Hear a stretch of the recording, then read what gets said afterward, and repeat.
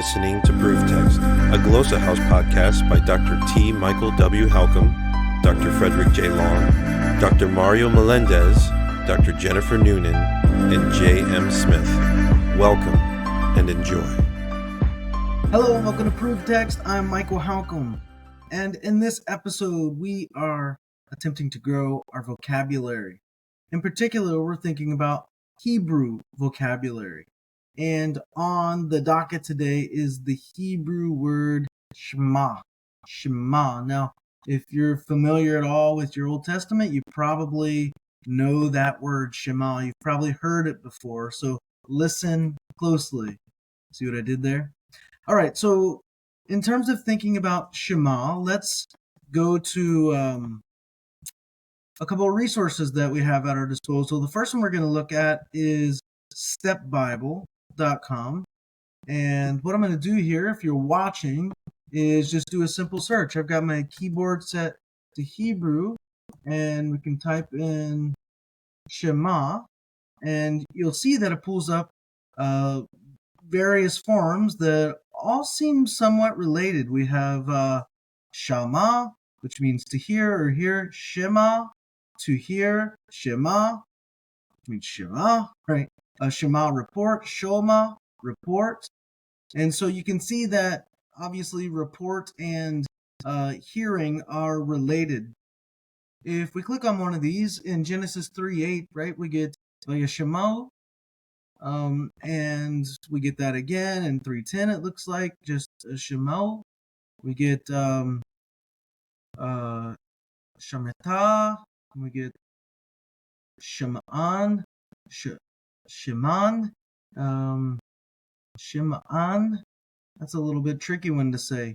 So you can see that we get, this happens all over the place. Genesis 16:11, Shema, Shemat, in 18:10, Shema, 21:6, and these all have to do with hearing in this form.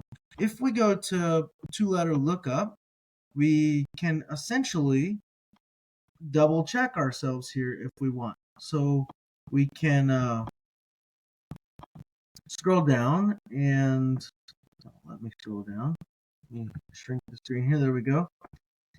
We start to type in our two letters there. You see we got Sham, Shem, Shem. We haven't quite seen our version yet. We got Shama.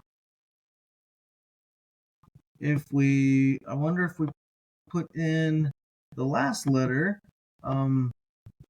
if it'll give it to us here. So we're still looking. There we go. We don't have to do that. Shama, to hear. And this says to hear intelligently. We can click it for more definitions. To hear, to listen, to obey, to hear, perceive by ear, to understand, to consent, to grant requests.